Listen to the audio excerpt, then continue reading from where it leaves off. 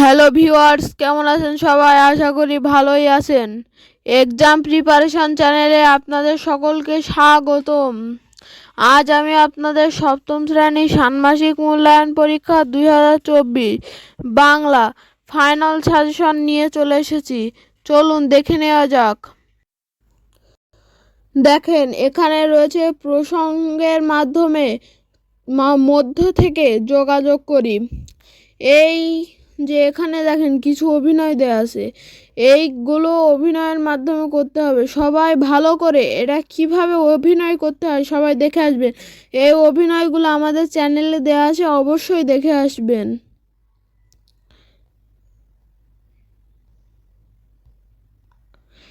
এ দেখেন, এখানে আছে যে সর্বনাম অনুযায়ী ক্রিয়াপদের রূপ, এগুলো সব ভালোভাবে দেখে আসবেন।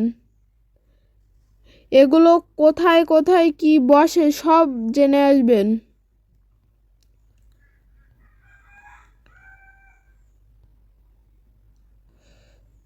দেখুন, এখানে আছে ভাষিক ও আভাষিক যোগাযোগ। ভাষিক যোগাযোগ কাকে বলে, আভাষিক যোগাযোগ কাকে বলে, এগুলো সবাই ভালোভাবে জেনে আসবেন। দেখুন, ভাষিক যোগাযোগের প্রধান রূপ চারটি: শোনা, বলা, পড়া, লেখা। এখান থেকে এই পর্যন্ত পড়লেই হয়ে যাবে।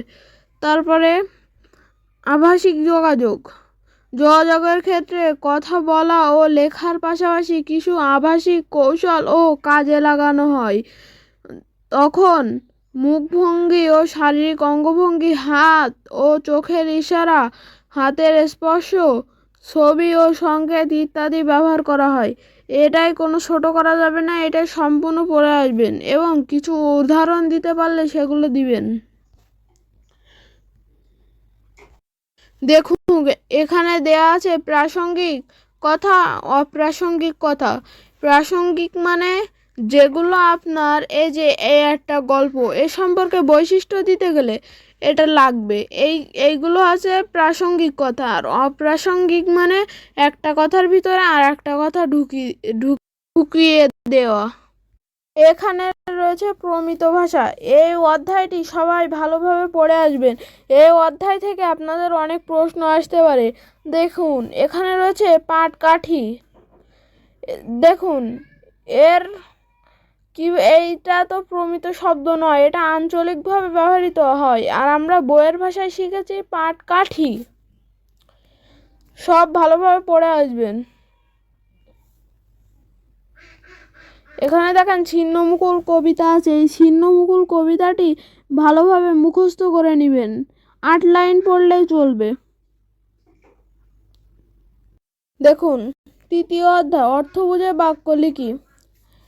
এই অধ্যায়ে আপনারা বিশেষ্য কাকে বলে, সর্বনাম কাকে বলে, বিশেষণ কাকে বলে, ক্রিয়া কাকে বলে, ক্রিয়া বিশেষ, অনুসর্গ, যোজক, আবেগ, এগুলো সব ভালোভাবে পড়ে আসবেন।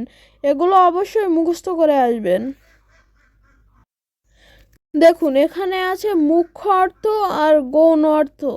মুখ্য অর্থ কি আর গৌণ অর্থ কি, এগুলো সব ভালোভাবে বুঝে নেবেন। এটা অবশ্যই, যদি না পারেন তাহলে আমাদের চ্যানেলে দেওয়া আছে, অবশ্যই দেখে নেবেন। দেখুন, এখানে দেওয়া আছে প্রতিশব্দ। প্রতিশব্দ মানে একটা শব্দের আরও অনেক মানে। এগুলো ভালোভাবে সবাই দেখে আসবেন, এগুলো মুখস্থ করে নেবেন। প্রত্যেকে 4টে করে মুখস্থ করবেন। দেখুন, এখানে দেওয়া আছে কোন চিহ্ন কি কাজে ব্যবহার করা হয়। এগুলো আপনারা সব বাসা থেকে ভালোভাবে দেখে আসবেন, কারণ এগুলো আপনাদের পরীক্ষার সময় কোনো বাক্য লিখতে গেলে কাজে লাগবে। সবাই এগুলো ভালোভাবে দেখে আসবে। দেখুন, চতুর্থ অধ্যায় চারপাশের লেখার সাথে পরিচিত হই। এখানে সব ভালোভাবে অধ্যায়ে দেখেন অনেক ছবি আঁকানো আছে। এই ছবিগুলো এটি কি নামে পরিচিত, এর ব্যবহার কি, এরকম নমুনা তুমি কি কোথাও দেখেছো, কোথায় দেখেছো, এগুলো সব ভালোভাবে পড়ে আসবেন। এগুলো আপনাদের পরীক্ষার সময় আঁকতে দিতে পারে, সবগুলো ছবিরই দেখে আসবেন, সবগুলো ছবিরই।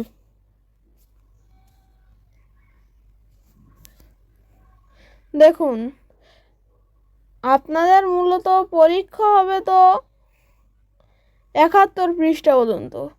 আপনারা এই 71 পৃষ্ঠার ভিতরে যা যাবতীয় জিনিস আছে সব ভালোভাবে দেখে আসবেন। অবশ্যই আপনাদের এর ভিতর থেকে কমান পড়বে। এই বলে আমি আমার এই ভিডিওটি শেষ করছি। আসসালামু আলাইকুম। আপনারা সবাই ভালো থাকবেন এবং আমার চ্যানেলটিকে অবশ্যই সাবস্ক্রাইব করবেন। আমিও আপনাদের পাশে থাকবো।